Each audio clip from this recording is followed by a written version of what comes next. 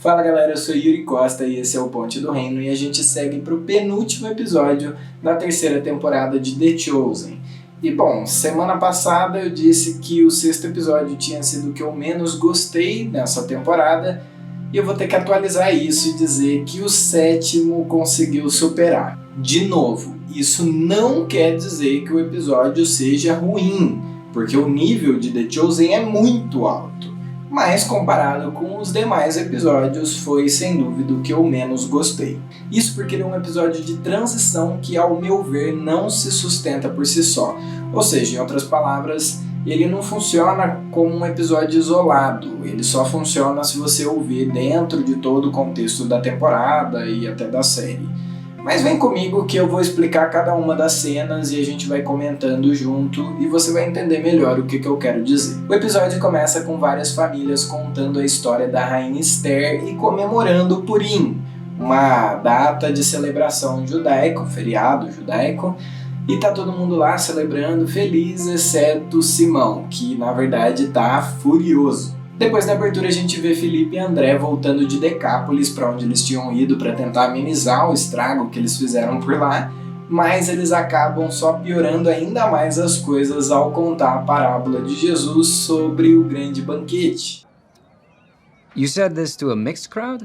We did not know the extent to which the crowd was mixed. So go out and find some leftovers did not exactly play well. Eles explicam tudo pro Judas, que vai se mostrando um personagem metódico e organizado e que entende facilmente qual que foi o problema de se contar aquela parábola naquele contexto. E a gente vê também Tomé de volta, que também não tá muito feliz porque ele voltou sem a Ramá, que ficou com seu pai tentando convencê-lo de que ela devia se casar com o Tomé. Where's Rema?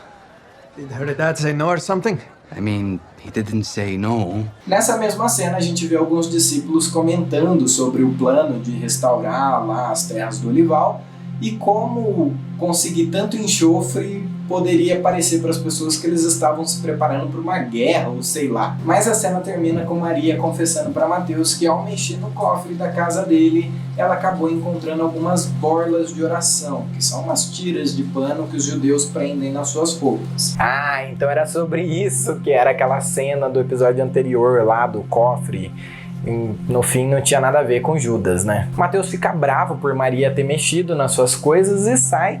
E o seriado corta para uma cena com um senhorzinho dando um depoimento para o Shemuel de que um tal de Jesus havia extorquido ele, o seu dinheiro para alguma guerra, para alguma coisa assim. E o Shemuel acaba desistindo daquele relato ao perceber que esse tal de Jesus não era o Jesus que ele estava tentando pegar. A seguir, a gente também vê uma cena curta do Áticos, que também está em Jerusalém, procurando sobre quem que estava arranjando problema para o pregador da Galileia. Ele, como a gente tem visto até agora na temporada, está bem interessado em entender melhor quem é esse Jesus. E falando nos romanos, o Simão se enfia dentro da parte romana da cidade de Cafarnaum e quase é preso. Mas o Gaius o encontra e interfere, levando ele para dentro da sua casa para conversar com ele. E lá o Simão acaba conhecendo a mulher do Gaius, o seu filho, e também o filho da sua serva que está de cama. Do you know the Jewish doctor? Can he help Ivo? Simon, this is my son, Marius, and Ivo is our... Yeah, you mentioned the son of your servant. He's my best friend. He's really sick. Na rua, o Gaius explica para o Simão que o garoto é mais do que o filho da serva. Ele é o filho dele, com a serva. E por isso ele está muito preocupado com a saúde do menino. O Simão se compadece dele, mas de qualquer forma ele acaba sendo expulso ali daquela parte da cidade. No meio disso, Mateus volta e explica toda a história das borlas para Maria, dizendo que um dia no passado um senhor de idade chegou até ele e deu aquelas borlas para ele e assumiu toda a dívida da sua própria família. E no fim dessa conversa, o Mateus acaba bem emocionado com as palavras da Maria. I know you felt that one day. But it's time to add a new accessory to your clothes.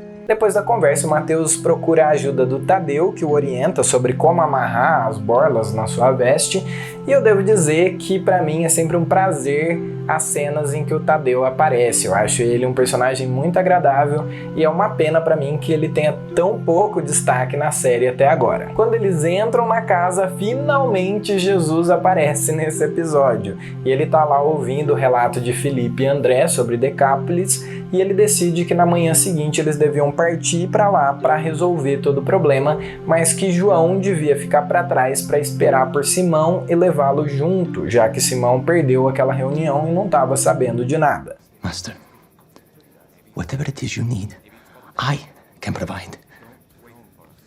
Waiting for Simon is what I'm asking you to provide. João não gosta nada, mas fazer o quê, né? Jesus que tá pedindo, enfim. Ele fica para trás, os demais vão pela estrada logo cedinho e ele encontra Simão, dá um puxão de orelha nele e eles seguem pelo mesmo caminho um pouco mais atrás do resto do grupo. Jesus, ao chegar nas proximidades ali de Decápolis, é surpreendido por um garoto que leva até ele o seu pai, que é surdo e mudo. E essa é a única cena, eu diria, que nesse episódio mexeu comigo, porque Jesus o cura. E não tem jeito, né? Toda cura nesse seriado é muito emocionante. Do you hear me? Now I hear you. E então começa a chegar um monte de gente em volta achando ruim a presença ali dos galileus. É judeu, é sirofenício, é nabateu, é grego, enfim, uma galera. E o episódio termina com o Simão e o João se aproximando dos demais e o Simão revelando para o João por que ele estava tão desconectado de tudo. Nisso a gente fica sabendo que a Iden, além de ter perdido o bebê, tinha ficado estéril, segundo o médico. E o Simão estava muito irritado com tudo isso, por Jesus não ter impedido que essa situação toda tivesse acontecido com a sua esposa e com ele. O episódio funciona, portanto, como uma preparação para o desfecho da temporada. A gente vê um monte de histórias complicadas, conturbadas, pessoas cansadas e sobrecarregadas, a quem Jesus promete alívio, e é isso que a gente espera para o próximo e último episódio da temporada. Então, isolado, ele é fácil o episódio menos interessante dessa temporada. Mas ainda assim é um episódio necessário. Bom, pelo menos essa é a minha opinião, né? Mas deixa aí nos comentários o que você achou. E agora é só aguardar mais um pouquinho, que semana que vem eu volto pra gente comentar juntos o último episódio da terceira temporada e as minhas expectativas estão lá em cima. No mais, já sabe, né? Curte o vídeo, compartilha, segue o Ponte do Reino nas redes sociais e continua acompanhando The Chosen e divulgando para os seus amigos, porque mesmo com um episódio ou outro um pouco menos interessante como esse, ainda assim eu digo sem sombra de dúvida que todo mundo tem que ver The Chosen.